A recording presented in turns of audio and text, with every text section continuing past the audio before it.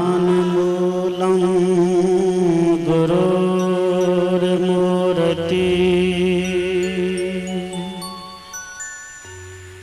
पूजामूलं गुरुपदम्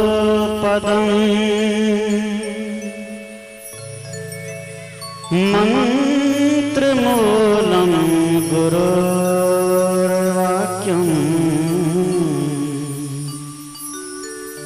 मोक्षमूलं गुरुकृपा गुरुर्देवो गुरुर्धर्मो गुरुर्निष्ठा परमतपः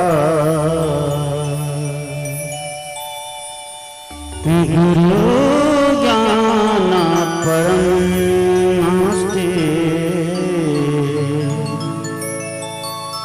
नास्ति तत्त्वं गुरु परम्। कबीर नामं परमं पुनीतं युगे युगे सामिहरन्ति दुःखम् दातारमुक्तं पुरुषं पुराणम् चरणारविन्दं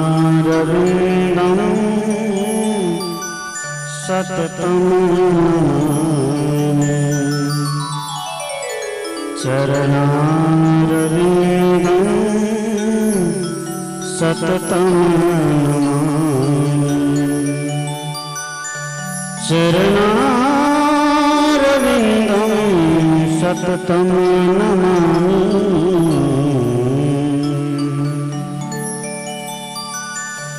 बोलिए सद्गुरु देव की जय। संत सम्राट सद्गुरु कबीर साहिब की जय। सर्वप्रेम सद्गुरु श्री अभिलाष साहिब की जय। सर्वप्रेम सद्गुरु आचार्य श्री धर्म स्वरूप साहिब की जय। सभी श्रोता भगवान की जय।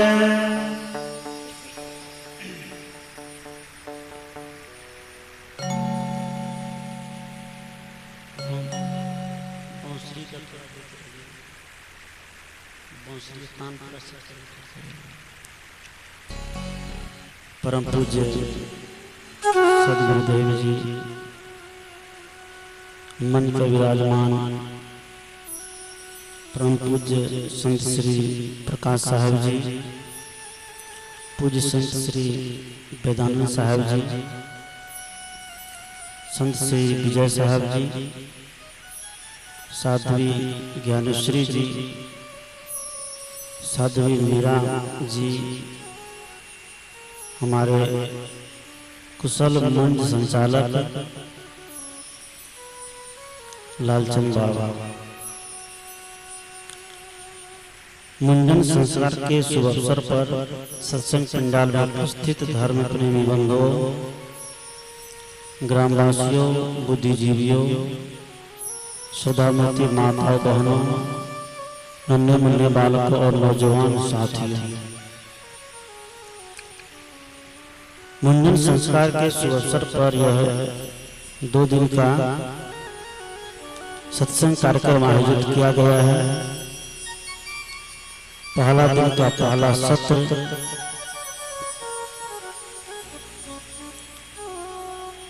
स्तुति प्रार्थना, तत्पश्चात सदग्रंथ पाठ सद्गुरु कबीर साहब का मूल ग्रंथ बीजक, फिर हम लोग संतों के सुंदर विचार और सुंदर भजनों से लाभान्वित हुए, प्रभावित हुए। अभी हमारे प्रकाश साहब जी बहुत ही सुंदर विचार, क्रांतिकारी विचार, जिसको कबीर साहब ने कहा कि जैसा को तैसा कहे तासो निंदा नहीं, जो जैसा है उसको वैसे बता देना।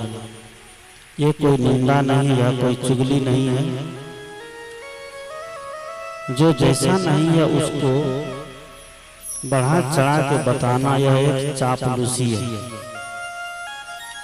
कबीर विचार धारा के जितने लोग हुए हैं, सदगुरु कबीर के विचार मंच पर जो भी बैठते हैं उनकी दृष्टि कुछ अलग होती है, उनकी सोच कुछ अलग होते हैं, उनके चिंतन कुछ अलग होते हैं।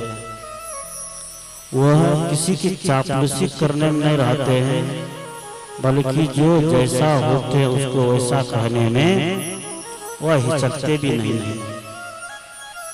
ऐसा सदगुरु कबीर के विचार है। इन विचारों को हम लोग श्रवण करेंगे। 8 बजे तक यह सत्र चलना है, 7:30 बज गया है, इसलिए इस बीच में सदगुरु कबीर साहब का पद भजन के रूप में रख रहा हूँ। हमारे कुशल कलाकार हलचल जी और नाल वादक अमित जी, दीपक जी, हमारे पेड़ वादक मोनो जी, ये लोग प्रतीक्षा में है, इसलिए सदगुरु कबीर का पद भजन के रूप में सर्वप्रथम रखता हूँ। बोलिए सद्गुरु देव की।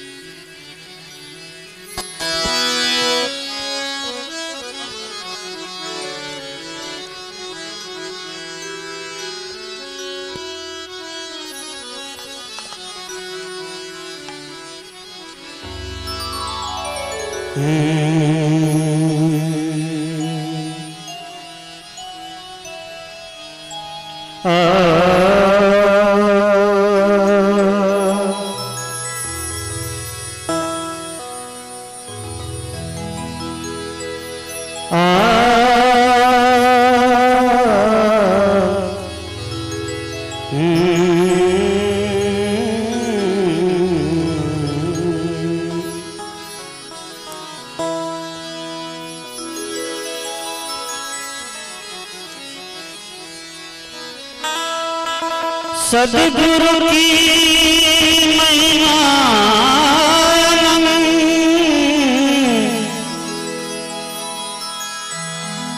अनंत किया उपकार।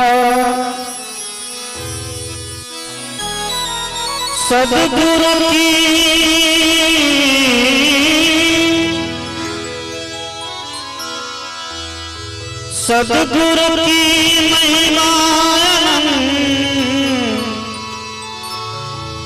अनंत किया उपकार। लोचन अनंत भारिया अनंत दिखावन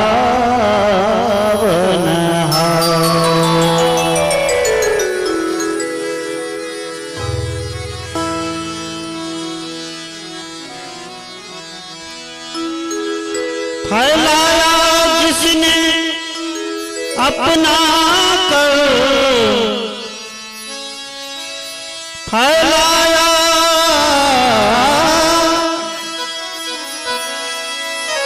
फैलाया जिसने अपना कर।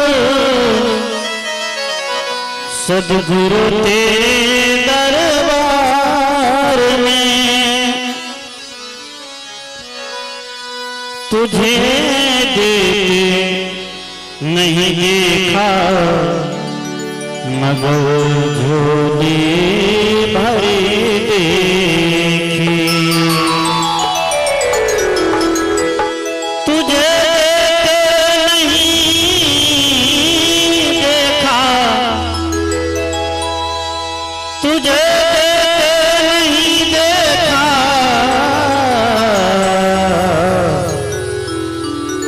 मगर झोली भरी देखी।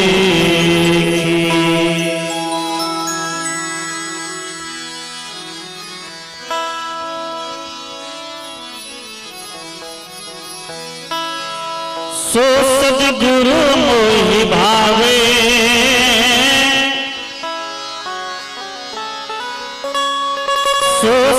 सदगुरु मोहि भावे संतो जो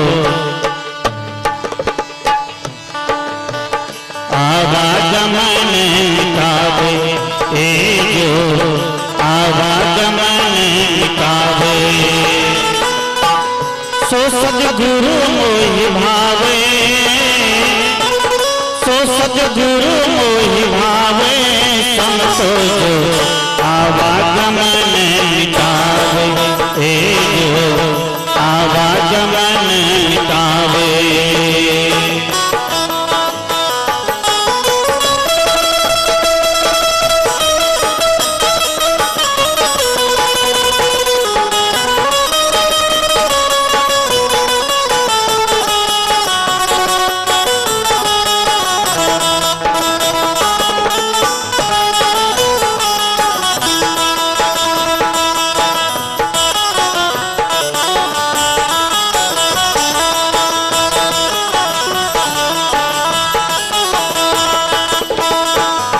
सदगुरु मोहि भावे सो सदगुरु मोहि भावे संतो आवागमन कावे ए जो आवागमन कावे गोलक की गेला बोलत बिसिरे गोलक की गेला बोलत बिसिरे अशोक देश सुनावे अशोक देश सुनावे संतो आवागमन कावे ए जो आवागमन कावे ए जो आवागमन कावे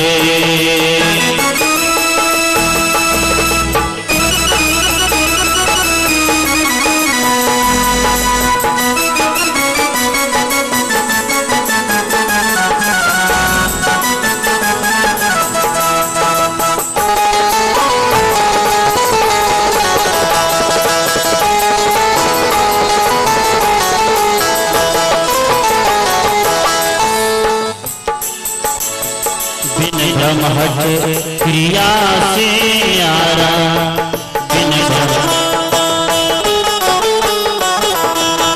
बिन महत क्रिया से यारा सहज समाधि लगावे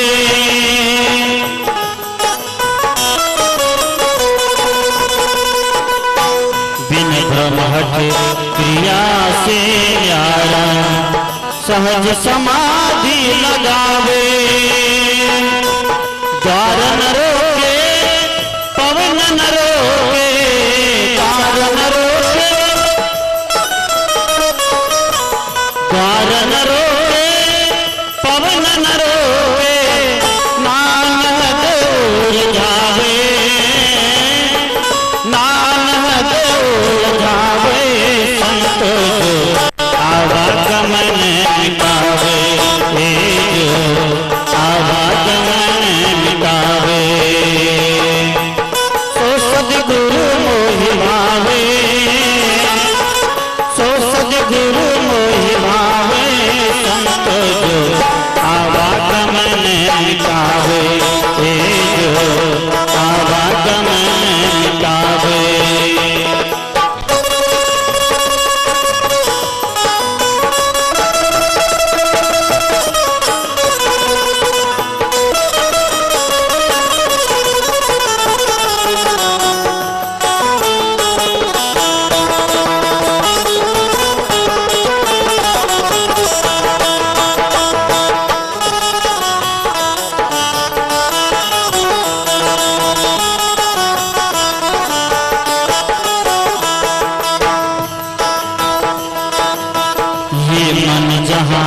जाए तहाँ निर्भय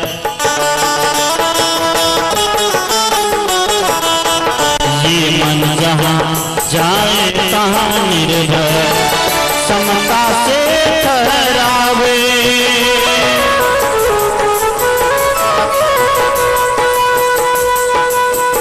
ये मन जहाँ जाए तहाँ निर्भय समता से ठहरावे करण करे और रहे करनी, करण करे और रहे करनी, ऐसी युक्ति बतावे, ऐसी युक्ति बतावे संत जो आवागमन मिटावे, जो आवागमन मिटावे।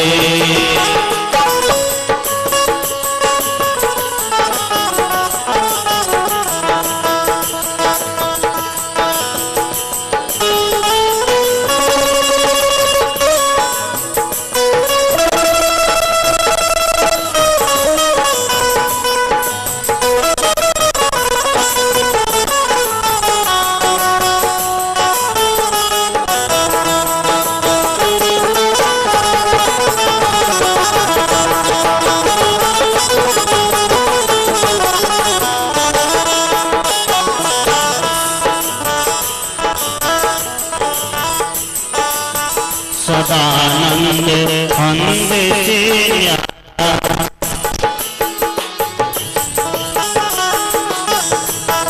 सदानंद अंध से न्यारा, भोग में योग सिखावे,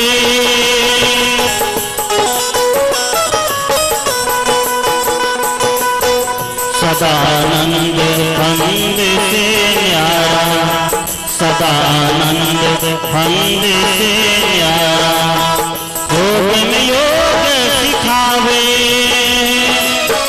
तज धरती आकाश अधर में, तज धरती आकाश अधर में, प्रेम मरैया छावे, प्रेम मरैया छावे, संतो जो आवागमन मिटावे, जो आवागमन मिटावे।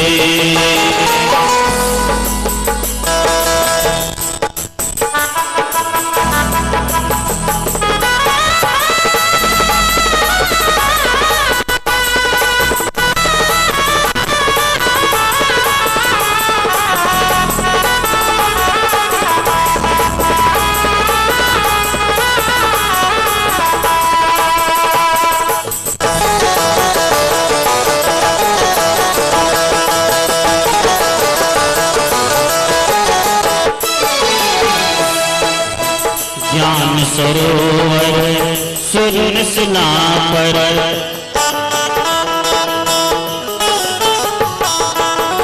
ज्ञान सरोवर सुन सुना पर, आसन चल जमावे,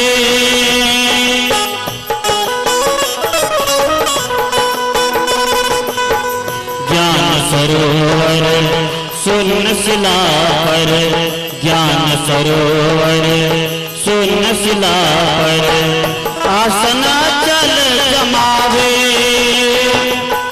कहें कभी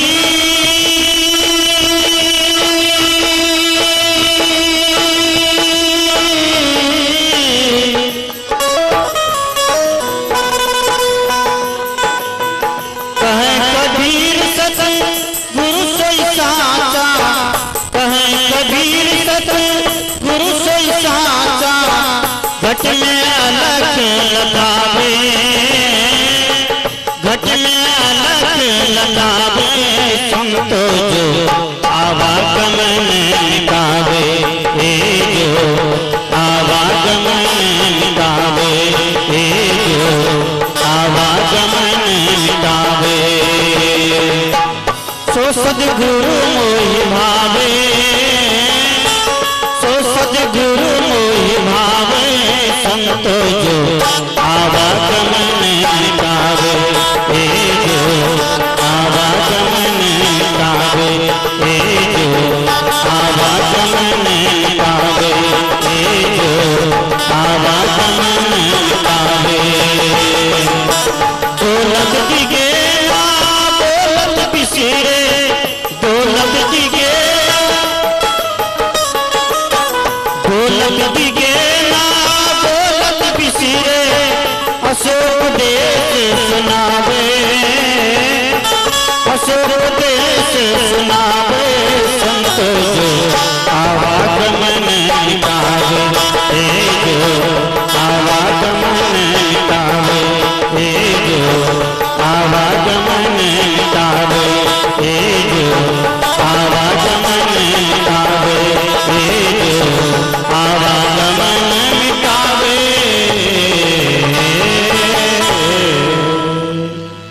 बोलिए सद्गुरुदेव की जय।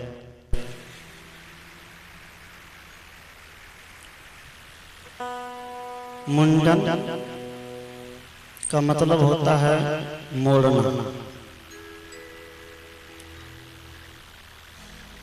एक संत ने कहा है कि मूड़ मुड़ाना बहुत सरल, पर मन मुड़न आसान नहीं।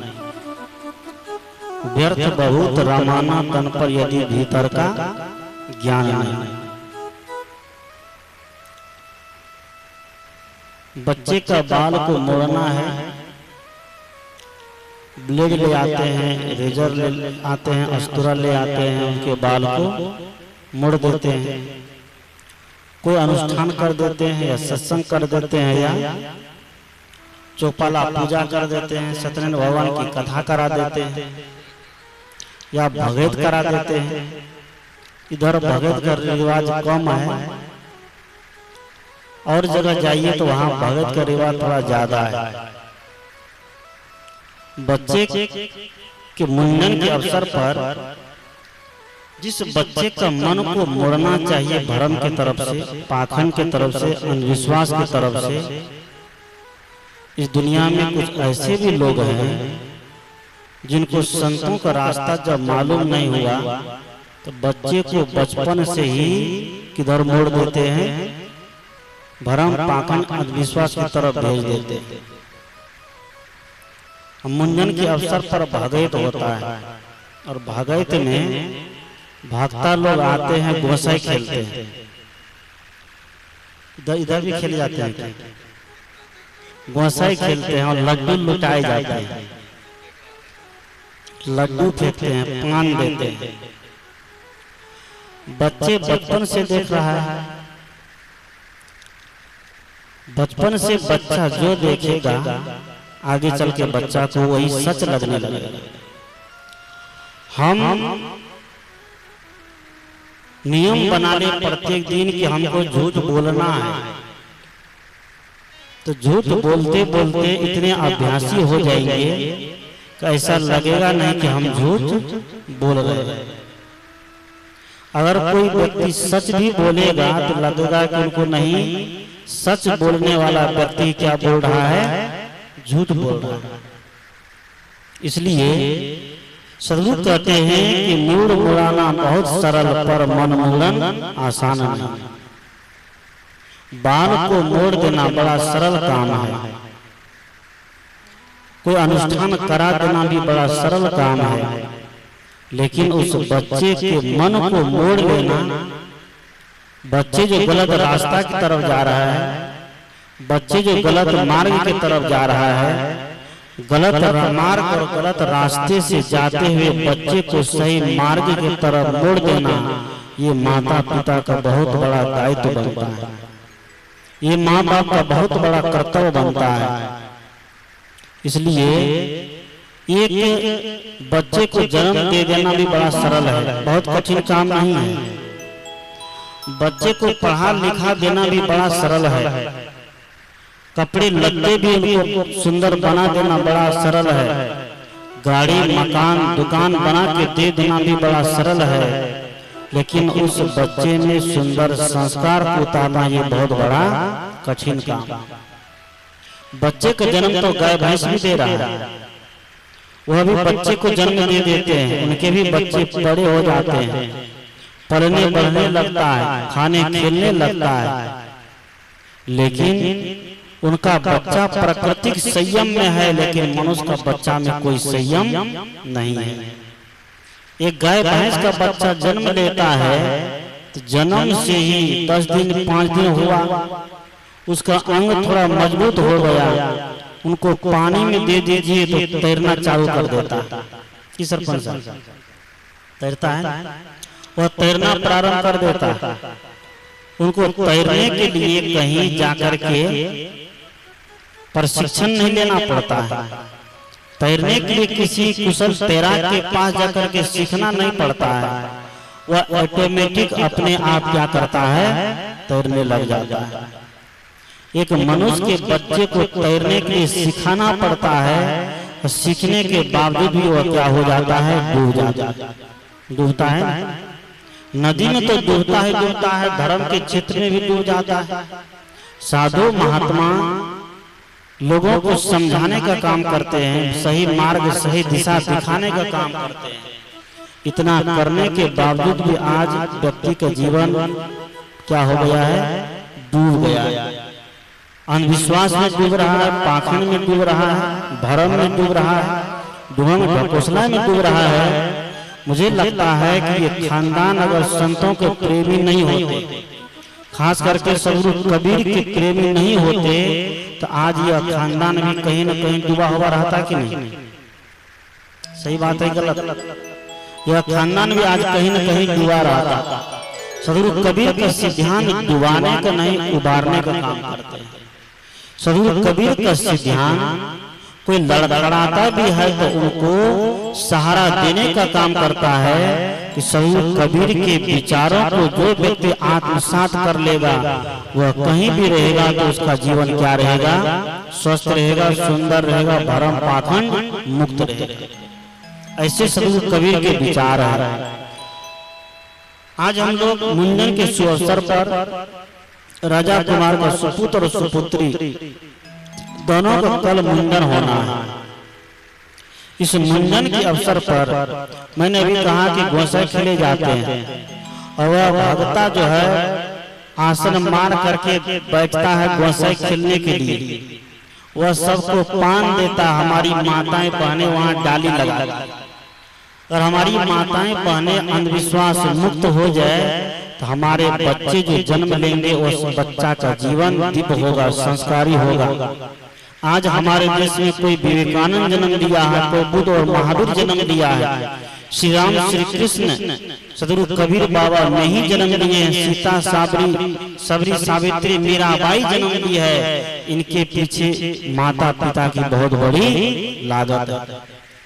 ये बच्चे ऐसे जन्म नहीं ले लिए हैं, इसको जन्म देने के लिए उन माता पिता को योग बनना पड़ा है, क्योंकि जैसा सांचा होगा वैसा ही माल तैयार होगा।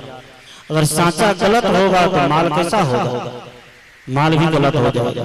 सांचा अगर कच्चा रहेगा तो उसमें बनने वाला सामान भी क्या होगा, कच्चा रहेगा, वह भी टूटा टूटा होगा। माता पिता अभिभावक का जीवन जितना दिव्य होगा, जितना संस्कारी होगा, उस बच्चे का जीवन भी उतना ही दिव्य, उतना ही संस्कारी होगा। हम लोग सुनते हैं एक हमारे देश में बहुत बड़े योद्धा हुए हैं, राजा हुए हैं, और नैतिक राजा, धर्मपरायण राजा, अपने देश की आन बान शान के लिए मर मिटने के लिए तैयार हो गया, जिसका नाम है शायद पृथ्वीराज चौहान। सभी लोग सुने होंगे उनका नाम। मोहम्मद गोरी गजनी से चल करके हमारे देश को कितना बार लूटा था, 17 बार। 17 बार हमारे देश पर चढ़ाई किया, और 17 बार चढ़ाई करने के क्रम में पृथ्वीराज चौहान उसको परास्त करते गए, उसको मारते गया, उसको हराता गया। जब मोहम्मद गोरी हार जाए तो मोहम्मद पृथ्वीराज चौहान के साथी सब कहते थे, अंगरक्षक सब, कि ये हार गया है, इसको छोड़ना ठीक नहीं है, नहीं तो ये फिर दोबारा नाग बन के बसने का काम करेगा। पृथ्वीराज चौहान ने कहा कि हमारी परंपरा नहीं है कि जो पीठ दिखा के भाग रहा हो उनका पीछा करना हमारी परंपरा नहीं है।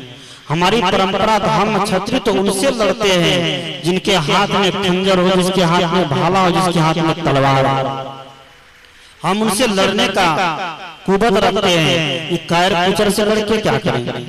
17 बार मोहम्मद गोरी ने चढ़ाई किया, और 17 बार मुंह तोड़ जवाब दे करके उनकी मुंह की खानी पड़ी मोहम्मद गौरी को और पृथ्वीराज चौहान ने उसको हर बार परास्त करते गए, लेकिन 18वीं बार पृथ्वीराज चौहान बंदी बना लिए गए।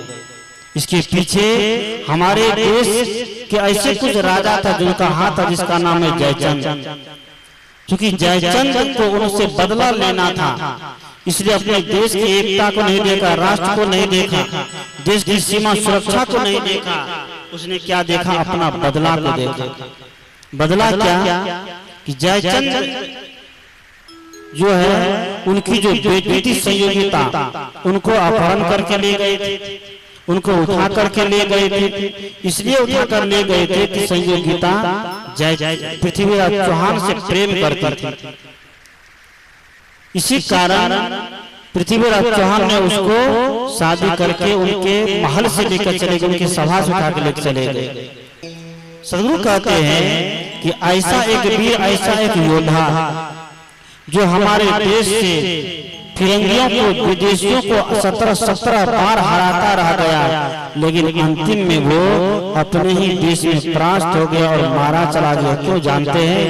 उसके पीछे भी किसी न किसी बिगड़ेल माँ बाप का हाथ रहा है, उसके पीछे भी किसी न किसी नालायक माँ बाप का हाथ रहा है। अगर वो नालायक माँ बाप का नालायक जयचंद नहीं होता तो आज हमारा देश इस तरह से विदेशियों गुलाम नहीं होता। इसलिए हम आज अपने देश के महापुरुषों को याद नहीं दिलवाते अपने बच्चे को। आज जो हमारे देश के हीरो है, उन असली हीरो के प्रति हम अपने बच्चे को याद नहीं दिलाते हैं, उनके अंगुली पकड़कर उसके बारे में बताते नहीं है। आज का हीरो या तो कोई क्रिकेटर सचिन तेंदुलकर हो सकता है, या तो सलमान खान हो सकता है, शाहरुख खान हो सकता है, ऐश्वर्या राय और कटरीना कैफ हो सकते हैं, और भोजपुरी जगत के कौन कौन है? पवन सिंह है, और खेसारी लाल यादव है, और कौन है? निरहुआ है, और अमरपाली दुबे, और कौन कौन है? मैं तो नाम भी नहीं जानता हूँ। आज हम अपने बच्चे को इस हीरो के बारे में याद दिलाते हैं, इस हीरो के बारे में बताते हैं, लेकिन जिस हीरो के बल पर हमारे देश की राष्ट्रीय एकता, जिस हीरो के बल पर हमारे देश की सभ्यता संस्कृति लहरा रही है, आज उस हीरो का नामो निशान क्या कर दे हमारे बच्चे मिटा दिए। आज कहिए अपने बच्चे से कि 10 महापुरुष का नाम बताओ, कितने बच्चा बताएगा? बता सकता है? नहीं बता सकता। लेकिन वही बच्चे से कहिए कि हमारे देश का कुछ 10 क्रिकेटर का नाम बताओ तो मिनटों में बता देगा। फिल्मिस्तान में काम करने वाले के हीरो का नाम पता, उसका पता है, हीरोइन का नाम पता, उसका पता देगा। क्योंकि आज बच्चे सुबह से शाम तक वही देख रहा है, वही कर रहा है, उसी के नाम सुन रहा है, तो महापुरुष का नाम कहाँ से आएगा? क्या सकता है? नहीं आ सकता है। इसलिए सदगुरु कहते हैं कि हम अपने बच्चे के मन को मोड़े, सही संस्कार के तरफ, भरम पाखंड से रहित होकर के शुद्ध ज्ञान के तरफ अपने बच्चे को मोड़े, यही हमारे बच्चे के लिए मुंडन होगा। हम बच्चे के सामने गोसाई खिलवाते हैं। भागवत के अवसर पर इस जगह मेरा कार्यक्रम का सत्संग था। कुछ लोग होते हैं जो भगत भी रख लेते हैं, उधर सत्यनारायण भगवान की कथा भी रख लेते हैं, कभी सत्संग भी रख लेते हैं, और उसी में थोड़ा शिव चर्चा भी रख लेते हैं, और उसी में चौपाला पूजा भी रख लेते हैं। सोचते हैं कि सब भगवान को एक जगह ला देते, नहीं तो कौन सा भगवान नाराज हो जाएगा, गुस्सा हो जाएगा, तो कुछ न कुछ गड़बड़ हो जाएगा। लोगों को एक जगह संतोष नहीं होता है। लेकिन ये सत्संग जो हो रहा है, ये बिल्कुल शुद्ध विवेक के द्वारा, ये ज्ञान के द्वारा तौल करके सत्संग हो रहा है। कि सत्संग के द्वारा ज्ञान यज्ञ के से बड़ा दुनिया में और कोई यज्ञ नहीं हो सकता है। हमारे भगवान कृष्ण ने गीता में कहा कि न ही ज्ञान सदृशम पवित्र मित्र विद्यते, कि ज्ञान के जैसा पवित्र करने वाली दुनिया में और कोई चीज नहीं हो सकती है। ज्ञान ही व्यक्ति को पवित्र कर सकता है। हम शरीर को कितने भी क्रीम पाउडर से पवित्र कर लें, तेल साबुन लगा के पवित्र कर लें, इत्र छिड़क करके पवित्र कर लें, लेकिन अगर जीवन में ज्ञान नहीं उतरा है तो ये सुगंधी कभी काम देने वाली नहीं है। ये इत्र कभी काम देने वाली नहीं है, इसलिए ज्ञान की सुगंध चारों दिशा में फैलती है। कहते हैं कि इत्र की सुगंध तो उधर जाती है जिधर हवा बहती है। किधर जाएगी? हम लोग अभी किधर पहुंचे? कौन सा मुंह? पूरब। इधर पूरब है। अगर हम इत्र लगाएंगे अब पूरब की तरफ हवा चलेगी तो सुगंध किधर जाएगी? पूरब जाएगी, पश्चिम नहीं जाएगी। क्या जाएगी? वो पूरब ही जाएगी। अगर पूरब की तरफ से पश्चिम की तरफ हवा बहती तब पश्चिम की तरफ जाएगी। लेकिन संत के विचार है कि संत के ज्ञान, संत की रहनी, संत के आचरण वो हवा की तरफ नहीं बल्कि चारों दिशा फैले रहते हैं। चाहे हवा चले या नहीं चले, उनके ज्ञान, उनकी रहनी, उनके आचरण, उनके पवित्र संदेश चारों दिशा में फैले रहते। इसीलिए सदगुरु कबीर का ऐसा संदेश चारों दिशा में फैला और आज तक फैलता जा रहा है। जैसे जैसे दिन बढ़ेंगे सदगुरु कबीर के विचार उतने ही पवित्र होते जाएंगे। तो सत्संग के अवसर पर भगवत भी था। भगवत किया तो आंगन में भक्ता बैठ गया गोसाई खेलने के लिए। गोसाई खेलने के लिए जब बैठा तो भक्ता बैठा हुआ आसन मार के घर वाला बढ़िया भेड़ी का कम्बल लाया था भक्ता को बैठाने के लिए। और संयोग से मुझे भी उसके सामने में कुर्सी लगा के बैठा था। मुझे भी उसके सामने में कुर्सी लगा करके बैठा था। मैं बैठ गया। मैं बैठा हूँ। भगत के लोग भगत गा रहा है, बेचारा भगत गाते गाते पसीना पसीना, सबके पसीना उतर रहा, गर्मी का मौसम, सब परेशान है गाते गाते। लेकिन जो गोसाई खेलने वाला था उनको गोसाई नहीं आता। सभी लोग पहुंच गए हैं, स्वर शासन जितना सब पहुंच गए हैं। गोसाई खेलने वाले को गोसाई नहीं आ रहा। वो आसन मार के बैठा है, खूब ध्यान लगाता है धर्मराज बाबा को, लेकिन गोसाई नहीं आता है। वो तोरे तो हमको भी देखता है कि कहीं ये यहाँ से गया है कि नहीं गया। इसलिए कहते हैं जोगी के सामने कभी धूलखेल चलने वाला नहीं है। वह बार बार हमें तोरे तो हमको देखता है कि कहीं ये बैठा हुआ तो नहीं, मैं तो वहीं बैठा हूँ। धीरे धीरे धीरे धीरे मुझे एहसास हो गया कि जब तक मैं यहाँ बैठा रहूंगा तो इनको गोसाई आने वाला नहीं है। तो मैं थोड़ी देर के बाद उठ करके वहां से दरवाजे पर चला गया। जब दरवाजे पर गया तो 10 मिनट के बाद इधर उनको गोसाई आ गया। हु करना चालू कर दिया, जो अक्षत पान फेंकना चालू कर दिया, सबको आशीर्वाद देना चालू कर दिया। जिनका किनके भाग में क्या है वो देना लग गया, किनका क्या बिगड़ा है वो सही करने लग गया। जब तक मैं वहां बैठा रहा तब तक उनको गोसाई नहीं आया। विचार करिए, सदगुरु कबीर कहते हैं करहु विचार तो सब दुख जाए। आज हम अपने बच्चे को क्या दे रहे हैं? हम जो अपने बच्चे को दे रहे हैं, आगे आने वाली जो पीढ़ी है उस पीढ़ी के लिए वो खतरनाक हो सकता है। होगा कि नहीं? उस पीढ़ी के लिए वह ज्ञान बहुत खतरा का घर हो सकता है। आज खतरा का घर बनते जा रहा है, ज्ञान बन रहा है ना। जो भ्रम, जो पाखंड, जो अंधविश्वास आज हम समाज को दे रहे हैं, परिवार को दे रहे हैं, आगे आने वाली पीढ़ी को दे रहे हैं, उस ज्ञान से हमारा बच्चा कभी भी मुझे आदर नहीं करे। क्या कर रहा है? आज बच्चा फोटो को तो खूब आदर देता है, मूर्ति को खूब आदर देता है, तीर्थ को खूब आदर देता है, गंगा स्नान को खूब आदर देता है, बाबा धाम हो या गया हो, प्रयाग हो, मथुरा हो, वृंदावन हो, हरिद्वार हो, उनको खूब आदर देता है। लेकिन घर में जो माता पिता साक्षात देवी और देवता है, इनको आदर नहीं हो रहा है। आज इनका सम्मान नहीं हो रहा है। इसलिए संत कहते हैं कि हमें इनका सम्मान करने के लिए हम अपने बच्चे को मोड़े। इसी को मुंडन कहा गया है, इसी को मुंडन संस्कार कहा गया है। मुंडन को संस्कार में गिना जाता है कि पंडित लोग आते हैं, बाल को छील देता, क्या हो गया? मुंडन संस्कार हो गया। ये मुंडन संस्कार नहीं है। मुंडन करके बच्चे को पहले गुरुकुल भेज देते थे, गुरुकुल में बच्चे पढ़ते थे, उसी को द्विज भी कहा गया। द्विज करके बच्चे को गुरुकुल भेज देते थे। गुरुकुल में बच्चे रह करके पढ़ते थे, वहीं पर विद्या अध्ययन करते थे। माँ बाप का घर द्वार का दर्शन नहीं होता था।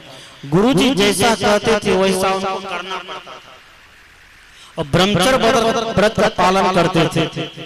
बचपन से लेकर के बाल आश्रम से लेकर के ब्रह्मचर्य आश्रम से लेकर के 20-25 साल तक वो विद्या अध्ययन करते थे और ब्रह्मचारी बन करके रहते थे। आजकल के बच्चे को ब्रह्मचर्य के बारे में पता नहीं कि ब्रह्मचर्य है क्या, क्योंकि ये शिक्षा उनको विद्यालय में मिलती नहीं है, ये संस्कार उनको विद्यालय में मिलते ही नहीं है। ये विद्या आज वहां दी ही नहीं जाती है। आज की विद्या ऐसी है कि साइंस खूब पढ़िए, खूब ज्ञान हासिल करिए, है ना, लेकिन चरित्र उसके पीछे नहीं है। जो साइंस पढ़ाए जा रहे हैं उन साइंस में चरित्र के ज्ञान उसको नहीं दिया जा रहा है, नैतिक का ज्ञान उसको नहीं दिया जा रहा है। आज उसको वैज्ञानिक तो बनाया जा रहा है, इंजीनियर बनाया जा रहा है, लेकिन जीवन के वैज्ञानिक और जीवन के इंजीनियर नहीं बनाया जा रहा है। पहले की शिक्षा ऐसी थी कि जीवन के वैज्ञानिक और जीवन के इंजीनियर व्यक्ति को बनाया जाता था। पहले की शिक्षा में जब व्यक्ति जीवन के वैज्ञानिक और इंजीनियर बनते थे तो जीवन के बारे में सोचते थे, आत्म कल्याण के बारे में सोचते थे, शुद्ध रहने पवित्र रहने के बारे में सोचते थे, ब्रह्मचर्य के बारे में सोचते थे, माता पिता गांव समाज राष्ट्र देश क्या होते हैं इसके बारे में सोचते थे। आज तो हम अपने बच्चे को राष्ट्रभक्ति सिखाने के बावजूद भी वह बच्चा राष्ट्रभक्ति करने के लिए तैयार नहीं है। क्या है, कुछ दिन पहले हमारी सरकार ने एक नियम निकाला था कि फौज की नौकरी कितने दिन का, 4 साल का। कितना दिन, 4 साल। कुछ जिसको अग्निवीर कहा जाता है कि 4 साल फौज की नौकरी करिए, उसके बाद क्या करिए, रिटायर। कुछ लोग हमारे देश के बच्चे ने क्या किया, कहीं बस फूक दिया, कहीं ट्रेन फूक दिया, कहीं कार्यालय फूक दिया, कहीं ऑफिस फूक दिया। ये आज के हमारे बच्चे हैं। फौज की नौकरी मातृ सेवा है, हमारे राष्ट्र की सेवा है, देश की सेवा है।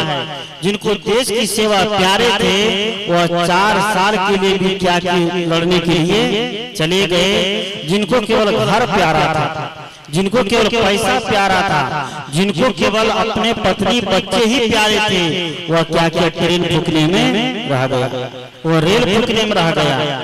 इसलिए सदगुरु कहते हैं कि देश की भक्ति के लिए अगर एक दिन का भी समय मिले तो वहाँ पैसा नहीं देखना चाहिए, वहाँ रुपया नहीं देखना चाहिए, वहाँ वर्ष और दिन नहीं देखना चाहिए। 4 साल के अगर एक दिन के लिए भी अगर देश सेवा करने का अवसर मिलता है तो करना चाहिए कि नहीं करना चाहिए, कि ट्रेन फूक देना चाहिए, रेल फूक देना चाहिए। ये सदगुरु कहते हैं हम अपने बच्चे को कैसा संस्कार देते हैं, हम अपने बच्चे को क्या सीख दे रहे हैं। ट्रेन फूकने वाला बना रहे हैं कि रेल फूकने वाला बना रहे हैं, या देश फूकने वाला बना रहे हैं, या देश को डुबाने वाला बना रहे हैं। आज हमारे देश में ऐसे ऐसे आतंकवादी बैठे हुए हैं, या किसी माँ बाप का ही बेटा है क्या, है ना, ऐसे ऐसे आतंकवादी बैठे हैं जो देश की सुरक्षा करने के लिए हमारी सरकार को गुप्तचर रखने पड़ते हैं, गुप्त सीआईडी रखने पड़ते हैं। क्यों, ऐसे ऐसे बच्चे को संभालने के लिए। सदगुरु कहते हैं कि मुंडन का मतलब केवल बाल को मोड़ देना नहीं है, मुंडन का मतलब होता है बच्चे के जीवन को मोड़ लेना। अगर बच्चा गलत रास्ता पर जा रहा है तो उस रास्ते से बच्चे को हटा लेना। मैंने कहा कि मूड मुड़ाना बहुत सरल पर मन मुड़न आसान नहीं।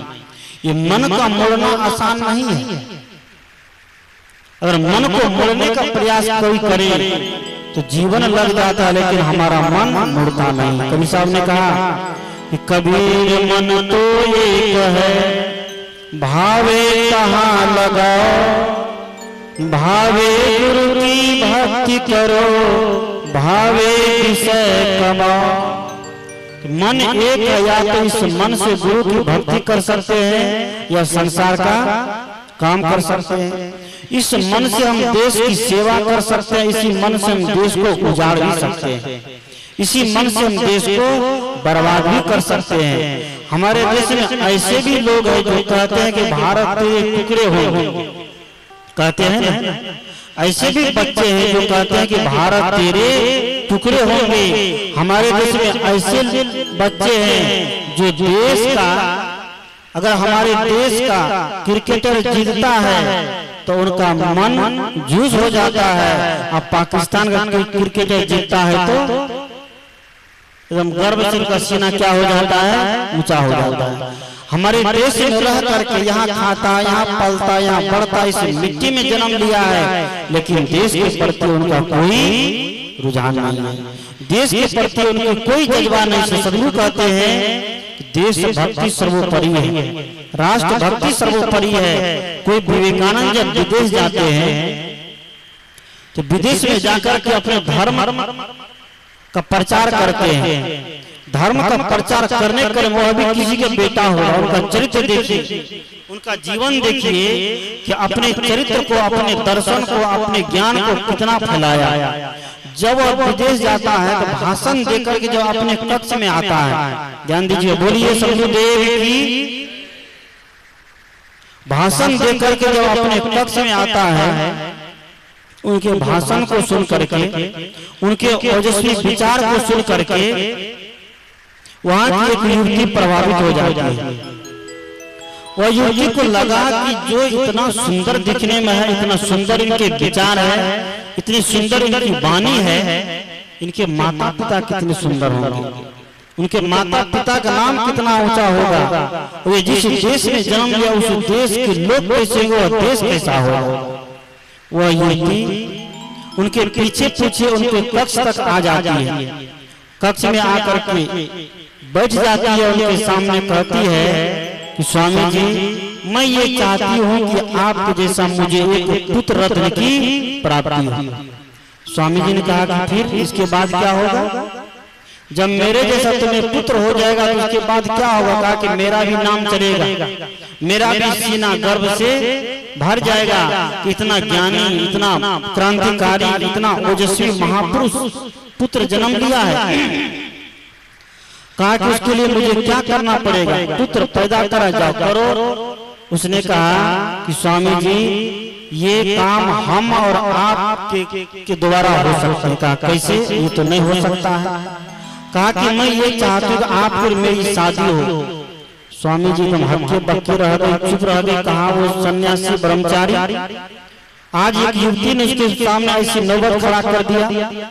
स्वामी जी ने कहा कि ऐसा कभी नहीं हो सकता। कहा तब कैसे होगा, मैं आपके जैसा पुत्र चाहती हूँ ताकि मेरा भी नाम चले।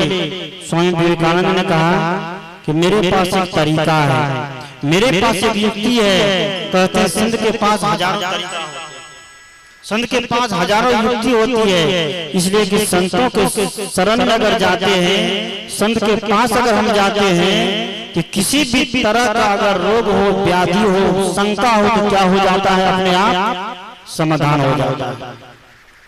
स्वामी विवेकानंद ने कहा कि मेरे पास एक युक्ति है। क्या है? कहा कि देखो, हमारी तुम्हारी शादी हो जाए, हमसे और तुमसे जो होने वाली संतान हो वह ज्ञानी बने, विद्वान बने, ध्यानी बने, त्यागी बने, देश के भक्त बने, राष्ट्र के भक्त बने। इसमें बड़ा संदेह है, क्या है कि नहीं? क्योंकि आज देखते हैं कि ऐसे ऐसे माता पिता है जिनके माता पिता सत्संगी है, ज्ञानी है, ध्यानी है, तो उनका पुत्र भी क्या निकल जाता है, नालायक निकल जाता, निकलता है ना। जिनके माता पिता इतने संस्कारी, उनका पुत्र क्या निकल जाता है, नालायक निकल जाता है। स्वामी विवेकानंद ने कहा कि हमारी तुम्हारी शादी हो भी जाए तो कल चल करके जो संतान होगी वह मेरे जैसा विद्वान हो, मेरे जैसा ज्ञानी हो, मेरे जैसा देशभक्त हो, ये मैं नहीं मान सकता हूँ। क्योंकि ज्ञानी माता पिता के भी, सत्संगी माता पिता के भी बच्चे क्या हो जाते हैं, दारू पीने वाला हो जाता है। होता है ना, देखते हैं ना कि जो माँ बाप, जो पिताजी सत्संग में आकर के अच्छी अच्छी बात करते हैं, घर जाकर के उन्हीं के बच्चे उनको तिरस्कार करते हैं। कहता है जो बाप मन पर बैठ करके माता पिता की सेवा करने के लिए बताते हैं, जब वही बाप घर जाता है तो उनके ही बच्चे उनकी बात को नहीं मानते हैं।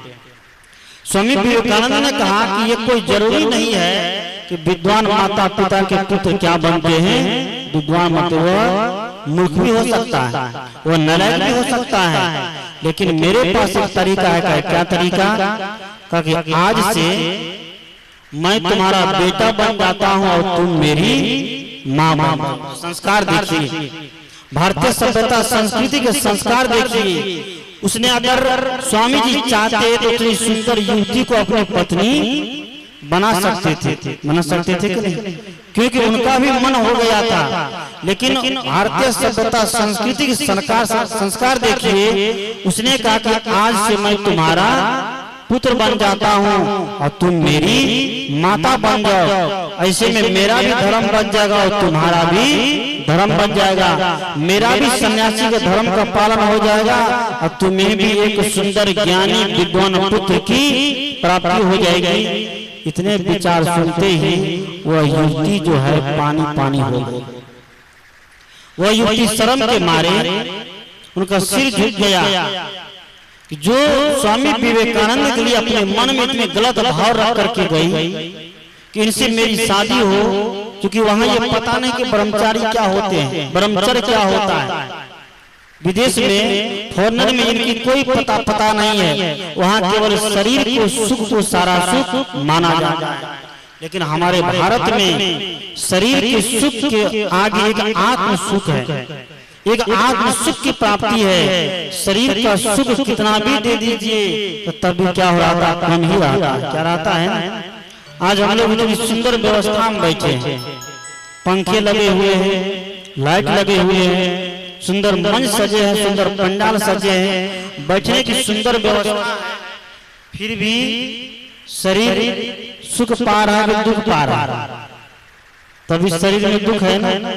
किसी घुटने दर्द का दुख है, किसी कमर का दुख है ना, किसी की सिर में दर्द होता होगा, किसी को बैठने में परेशानी होती होगी। कोई तो सोचते हैं बहुत देर हो गया और सत्संग समाप्ति होना चाहिए। सबके कुछ न कुछ क्या है, दुख है। सदगुरु कहते हैं शरीर का दुख कभी सुख कभी पूरा होने वाला नहीं है। शरीर को कितना भी दे दीजिए तब भी क्या पड़ जाता है, कम पड़ जाता है। लेकिन एक आत्म सुख है, जिस सुख को प्राप्त करने के बाद दुनिया का सारा कुछ प्राप्त करना क्या हो जाता है, सफल हो जाता है। और दुनिया के कुछ प्राप्त हो या नहीं हो, लेकिन आत्म सुख अगर प्राप्त हो गया तो समझिए कि दुनिया का सारा कुछ क्या हो गया, प्राप्त हो गया। यह आत्म सुख ही बीज है। जैसे एक किसान किसानी करता है, ध्यान दीजिएगा, बोलिए सदगुरुदेव की। एक किसान जब किसानी करता है तो खेत में क्या बोता है, बीज बोता है कि भूसा बोता है? कोई किसान कह गए हम भूसा ही बोते होगा। भूसा बोएगा तो नहीं मिलने वाला है, लेकिन बीज जब बोएगा तो भूसा फ्री में मिल जाएगा। मिलता है। गेहूं बोते हैं तो भूसा फ्री में मिलता है, मक्का बोते हैं तो डंठल फ्री में मिल जाता है। इसलिए बीज आत्मज्ञान का बीज अगर हम अपने बच्चों में भी बोएं, उस आत्मज्ञान की बात अगर हम बच्चों को भी दें, बच्चे को भी बताएं, तो हमारा बच्चा भी आत्मज्ञानी बनेगा, हमारा बच्चा धर्म पाखंड से लौटने का काम करेगा। कबीर साहब ने कहा आत्मज्ञान बिना नर भटके, कोई मथुरा कोई काशी, जैसे मृगा नाभिक कस्तूरी बन बन फिरत। कि आत्मज्ञान बिना नर भटके, कोई मथुरा कोई काशी। कि आत्मज्ञान के अभाव में व्यक्ति कोई मथुरा भटक रहा, कोई काशी भटक रहा, कोई गया, कोई हरिद्वार, कोई ऋषिकेश, कोई कहीं कोई कहीं। आज बहुत लोग को देखता को मुंडन करने के लिए भी भटकता है ना। जो मुंडन घर का है, जो मुंडन घर का काम है, ये मुंडन घर का है, कहीं बाहर का नहीं है। बहुत लोग मुंडन कराने के लिए बाबा धाम जाते हैं, कुछ लोग ऋषिकेश जाते हैं, कोई हरिद्वार जाता है, कोई प्रयाग जाता है, कोई गया जाता है, कोई मदनपुर जाता है, कोई कहाँ जाता है, इधर भी कोई देवस्थान है, लक्ष्मी माँ के स्थान में जाता है, कोई दुर्गा माँ के स्थान में जाता है, कोई घसकी घाट जाता है, इधर घसकी घाट है, कोई घसकी घाट में जाता है। जो मुंडन घर का काम है, उस मुंडन के लिए व्यक्ति क्या करता है, भटकता है। हमारे भाई लोग तो समझ भी जाते हैं, लेकिन हमारी माताएं, ये लोग पढ़ने लिखने और आगे हो गई, ये लोग भी अब पीएचडी कर रही है, ग्रेजुएशन कर रही है, इंटर कर रही है, ये लोग भी अब बीएड कर रही है, लेकिन इतना पढ़ लिख लेने के बाद भी इनके जीवन में भरम क्या हुआ है, घुसा हुआ। इसे सदगुरु कहते हैं इन भरम से हम बच्चे को मोड़ लें, इसी को क्या कहा गया है, मुंडन कहा गया है।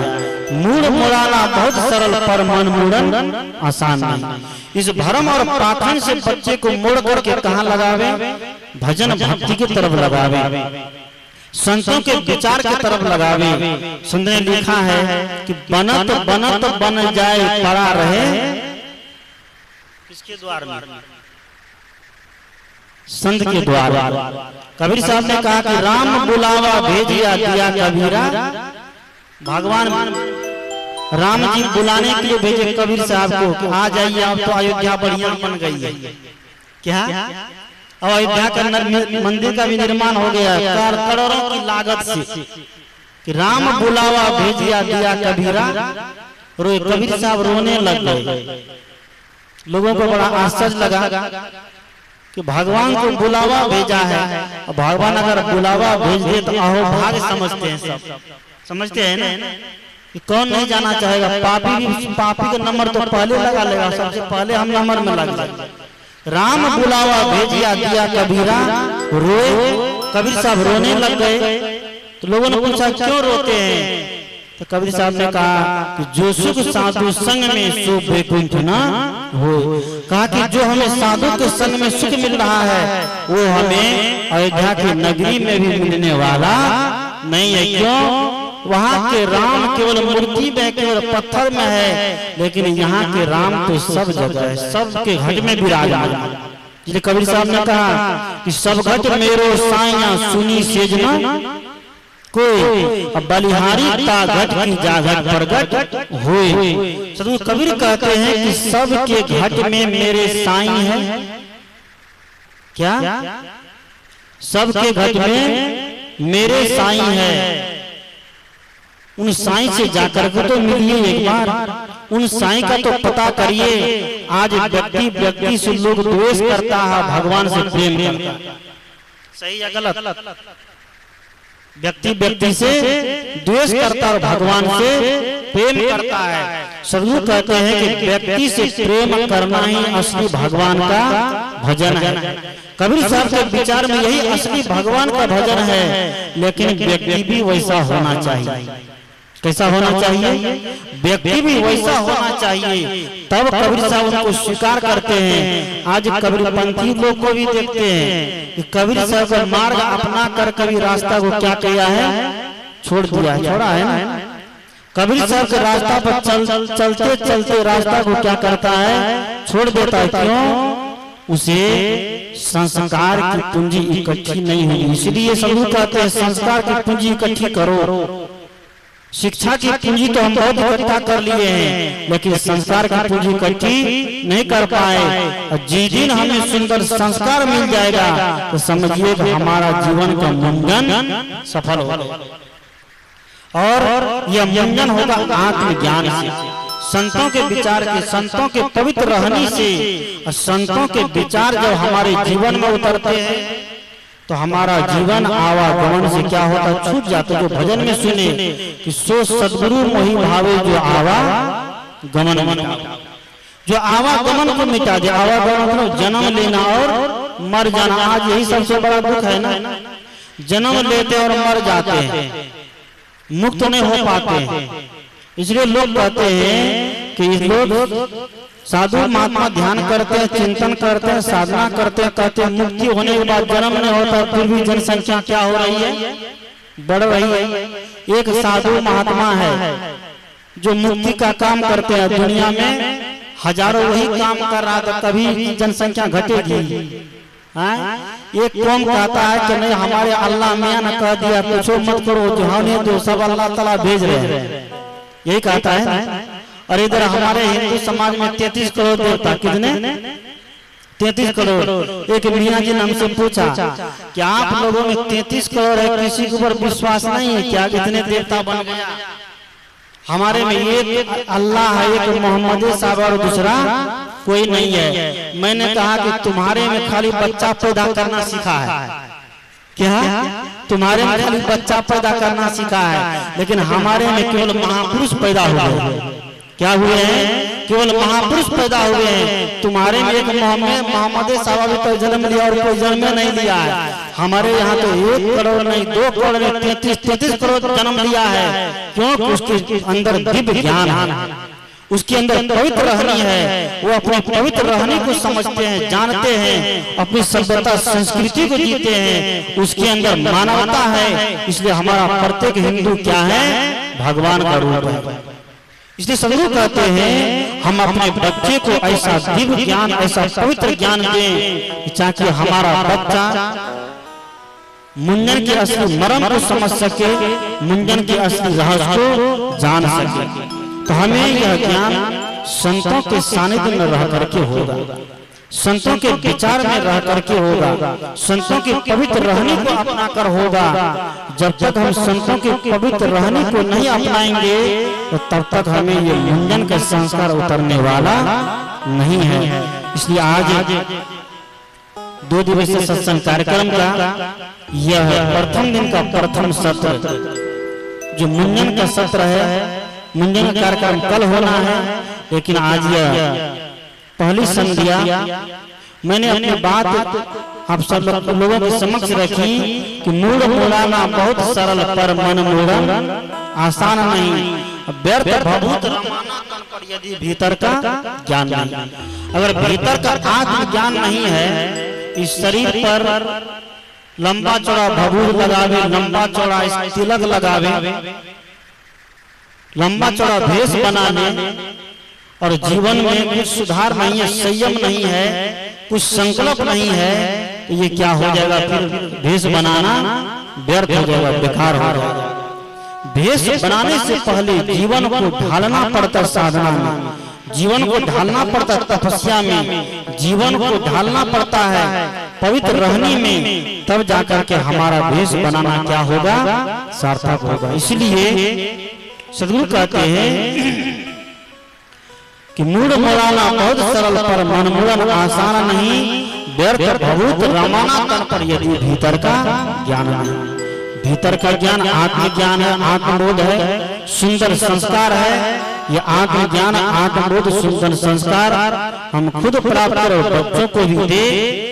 इन्हीं शुभकामनाओं के साथ अभी के सत्र में वाणी को विराम देता हूँ। एक भजन आप लोगों के समझ रखता हूँ, फिर ये सत्संग आरती लग जाएगी। फिर सुबह का सत्र जो है हमारा 7 बजे से प्रारंभ होगा और 10 बजे तक चलेगा। 10 बजे के बाद आंगन में मुंडन का कार्यक्रम होगा। आप लोग शायद पहली बार ये मुंडन देखेंगे, क्या सरपंच? ये संतों के द्वारा जो मुंडन होता है पहली बार देखेंगे, क्योंकि ये परंपरा अभी तक चली नहीं।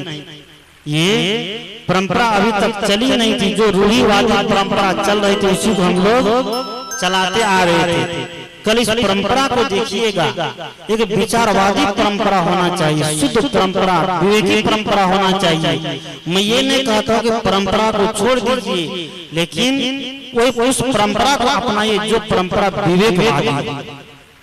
उस परंपरा का कल निर्वाह किया जाएगा। आइए एक भजन बोलिए श्री गुरुदेव की।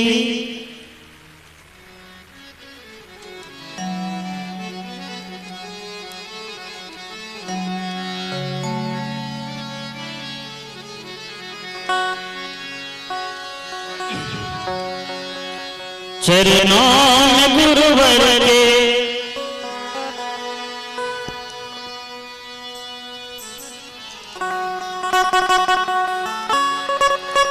चरणों में गुरुवर के वंदन हम करते हैं, चरणों में गुरुवर के वंदन हम करते हैं। स्वीकार कीजिए दास की वंदना, स्वीकार कीजिए दास की वंदना। चरणों गुरुवर के वंदन हम करते हैं, चरणों गुरुवर के वंदन हम करते हैं। स्वीकार कीजिए दास की वंदना, स्वीकार कीजिए दास की वंदना।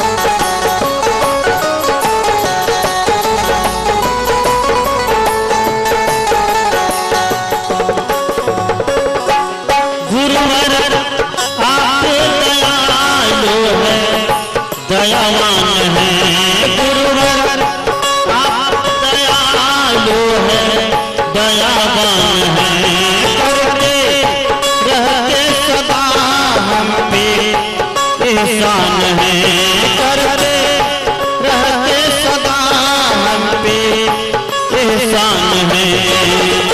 भूल क्षमा करते और शरण में अपनी लेते हैं, भूल क्षमा करते और शरण में अपनी लेते हैं। स्वीकार कीजिए दास की वंदना, स्वीकार कीजिए दास की वंदना। चरणों गुरुवर के वंदन हम करते हैं, चरणों गुरुवर के वंदन हम करते हैं। स्वीकार कीजिए दास की वंदना, स्वीकार कीजिए दास की वंदना।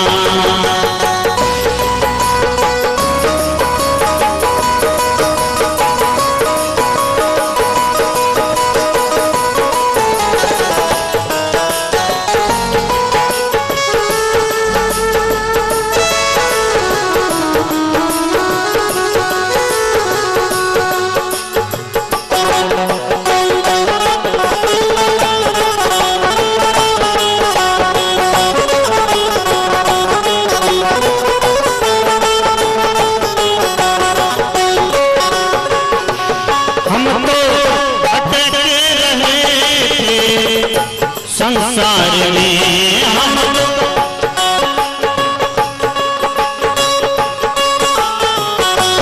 हम तो भटके रहे अंधकार में,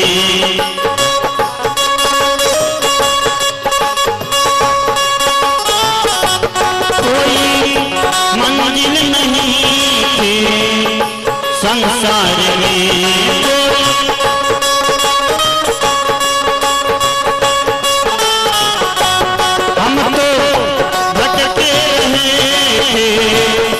अंधकार में कोई मंजिल नहीं थी संसार में।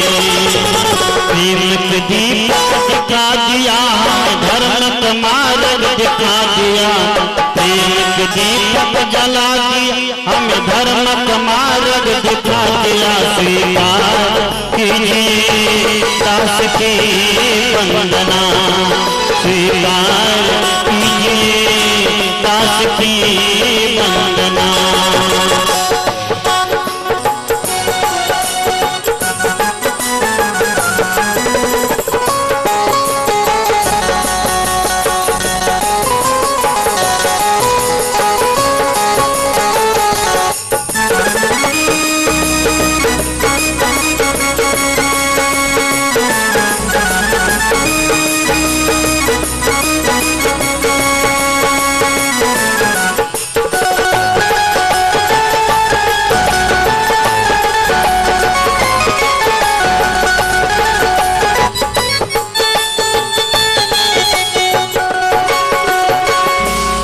अब तो मन में हमारे यही है लगन।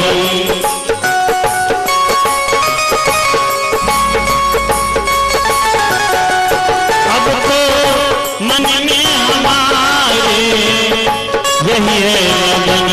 कर दो कृपा तो हो जाए फिर मगन। कर दो कृपा तो हो जाए फिर मगन। हमको भक्ति प्रवर देना थोड़ा आप सिफारिश कर देना। हमको भक्ति प्रवर देना थोड़ा आप सिफारिश कर देना। स्वीकार कीजिए दास की वंदना। स्वीकार कीजिए दास की वंदना।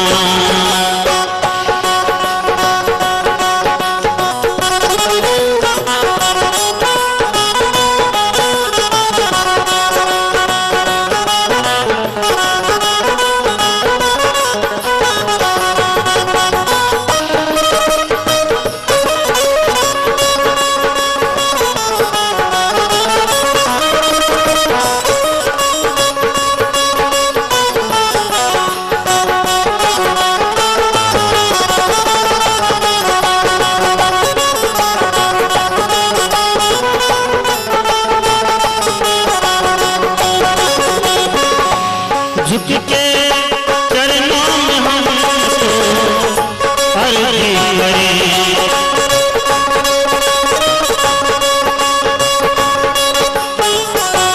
झुक के चरणों में हमको अर्जी करें। गुरु जी हाथ दया का सिर पे धरे। गुरु जी हाथ दया का जीवन सफल हो जाएगा और भवसागर तर जाएगा। जीवन सफल हो जाएगा और भवसागर तर जाएगा। स्वीकार कीजिए दास की वंदना। स्वीकार कीजिए दास की वंदना।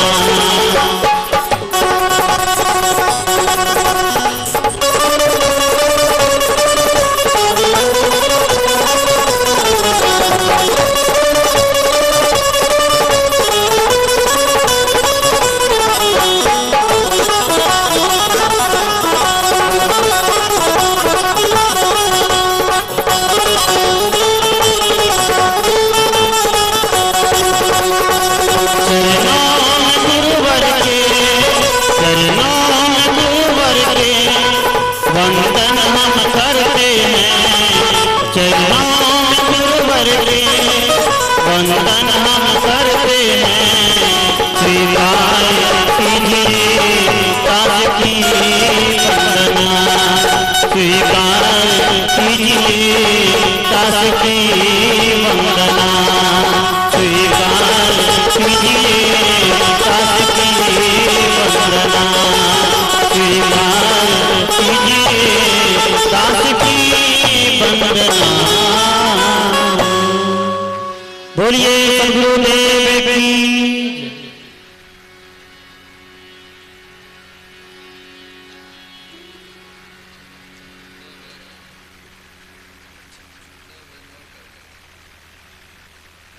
आइए एक भजन और बोलिए गुरुदेव की।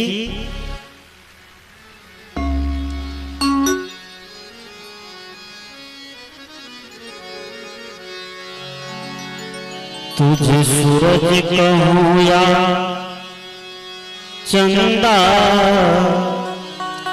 तुझे दीप कहूँ या तारा, मेरा नाम करेगा रोशन जगह में मेरा राज दुलारा। मेरा नाम करेगा रोशन जगह में मेरा राज दुलारा। तुझे सूरज कहूँ या चंदा, तुझे दीप कहूँ या तारा, मेरा नाम करेगा रोशन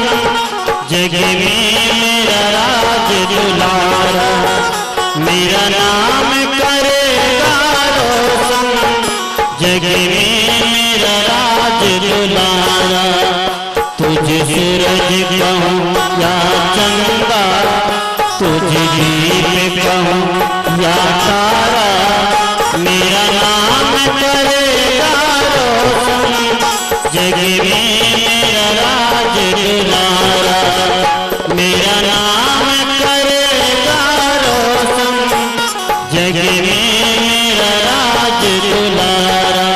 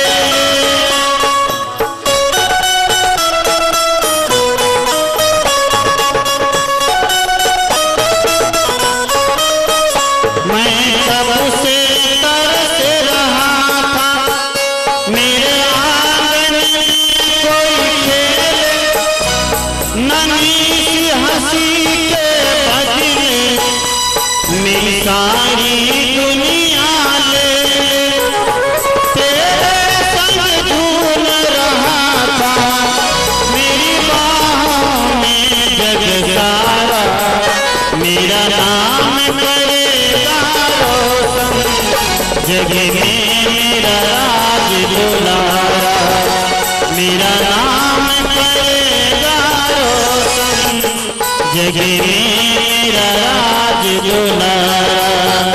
तुझे सूरज चंदा, तुझे दीप कहूँ या तारा, मेरा नाम करेगा रोशन, जग में मेरा राज दुलारा, मेरा नाम करेगा रोशन, जग में मेरा राज दुलारा।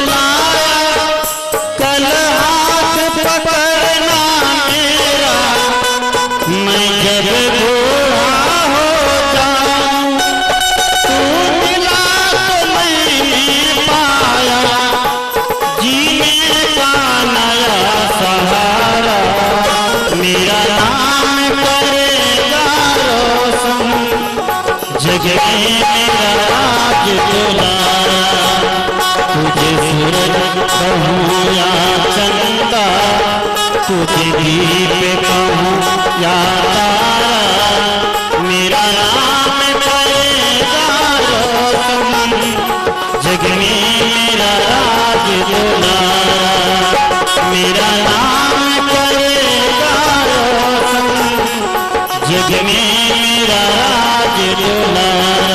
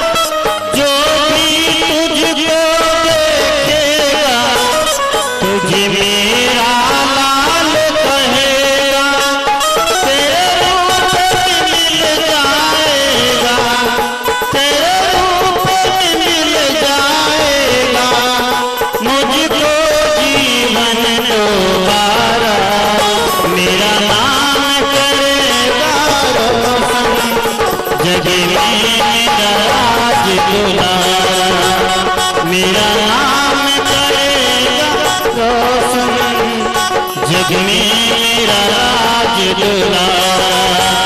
तुझे सूरज कहूँ या चंदा, तुझे दीप कहूँ या तारा, मेरा नाम करेगा रोशन, जग में मेरा राज दुलारा।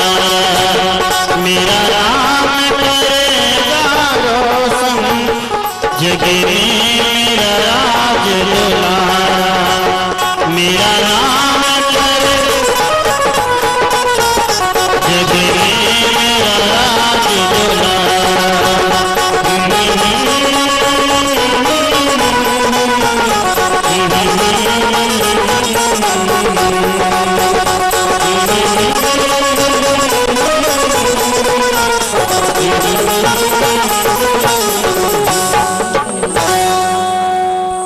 बोलिए सदगुरुदेव की जय। बस अब आरती होगी, क्योंकि समय 8 बजे तक ही था, लेकिन पहला दिन है तो कुछ ऊंचा नीचा हो जाता है, इसलिए अब आइए सब लोग मिलकर आरती करें। फिर सुबह का सत्य समय सबको मालूम हो गया है,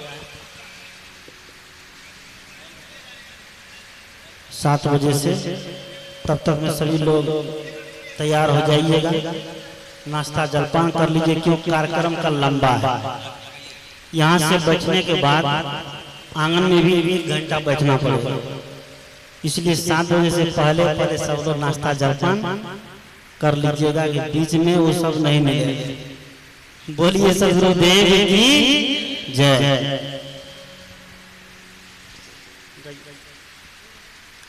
आरती गरीब निवाज साहेब आरती हो, आरती दयाल साहेब आरती हो, आरती गरीब निवाज साहेब आरती हो, आरती दयाल साहेब आरती हो। ज्ञान आधार विवेक की बात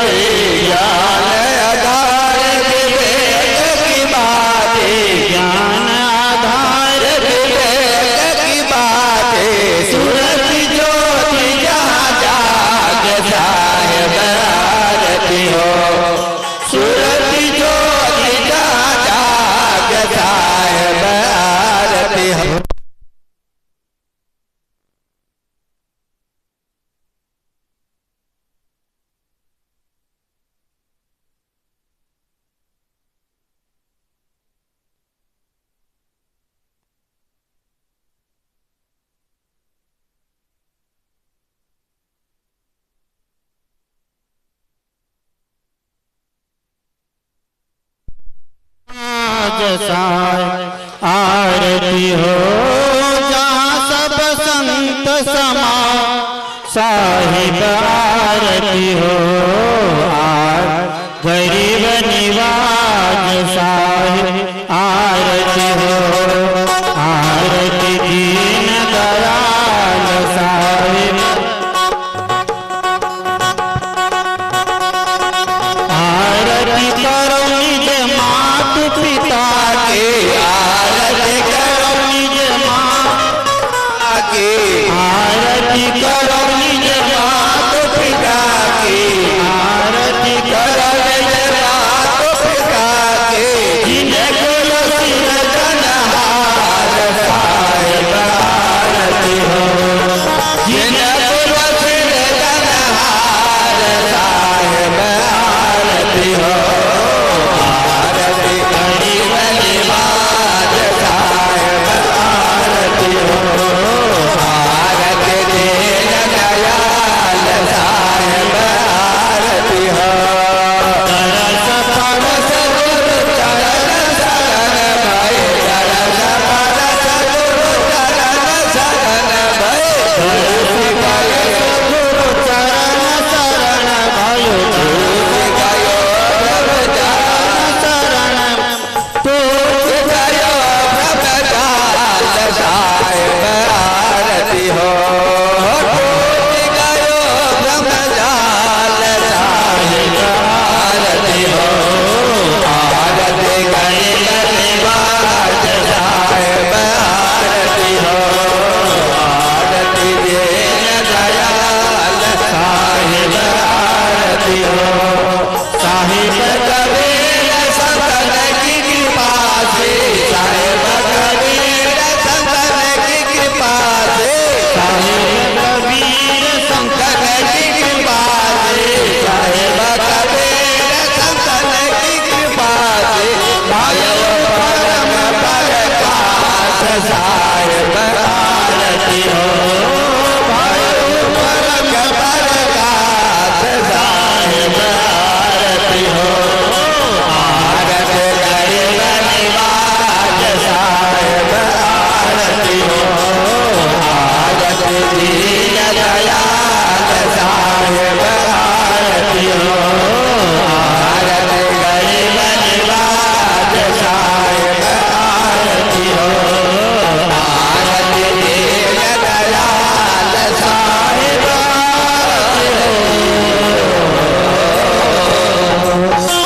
बढ़ जा तन मन धन सबे पद पर खावलिहार युग अनंत जो पति मोरे गुरु बिन नयनेता वंदनीय गुरु बरक को बार बार कर जोर दया करण संसरण संत रूप प्रभु बंदी छोर कृपाल प्रभु विघ्न विनाशक नाम असरण शरण बंदो चरण सब विधि मंगल नाम बंदो सन्मुख पाद की शीश भेद धरिया प्रवचन उचारो बंदगी सत्य प्रेम के साथ साहिब बंदगी साहिब बंदगी साहिब बंदगी बोलिए सदगुरुदेव की जय संत सम्राट चंद्र कबीर साहिब की सभी संत महापुरुषों की जय सर्वप्रेम सदगुरु श्री अभिलाष साहिब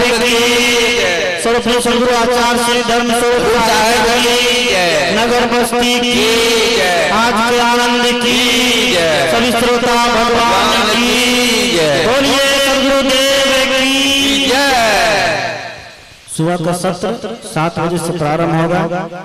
आप लोग समय पर ध्यान रखेंगे और समय से अधिक संख्या में पधार कर दूर दराज से आए संतों के सुंदर विचारों को श्रवण करेंगे, भजनों को श्रवण करेंगे।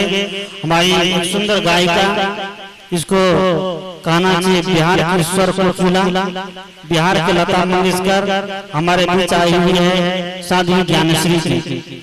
उनके भजन हम लोग को सुनने को नहीं मिला है। कल के सत्र में काफी उनके भजन और प्रवचन को भी श्रवण करेंगे। बोलिए सदगुरुदेव की जय। कोई मोबाइल को भी संभालिए, मोबाइल को ऐसे छोड़ दिया, कहाँ गए रोजर, कहाँ गया है?